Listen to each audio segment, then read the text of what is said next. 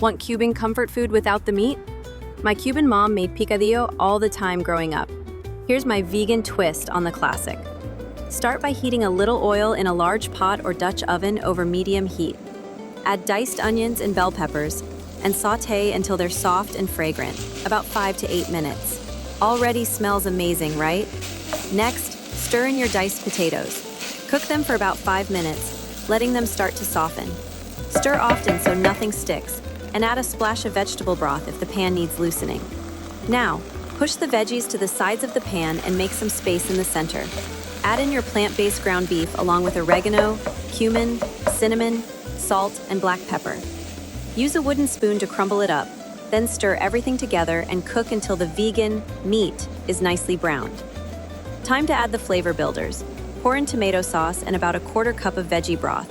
Toss in the olives, capers, a bay leaf, and if you like a touch of sweetness, a few raisins.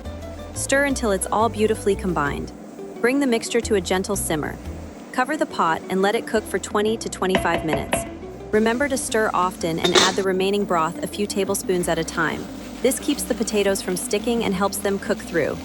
By the end, the broth should be absorbed and the potatoes tender. Once everything is ready, remove the bay leaf and discard it. Then, serve your picadillo hot over fluffy white rice. Add Cuban bread and a crisp side salad, and you've got a meal that feels like pure comfort. Here's a quick tip. Keep your broth nearby as you cook. Adding it slowly not only prevents sticking, but also ensures the potatoes turn out perfectly soft and flavorful. And that's it.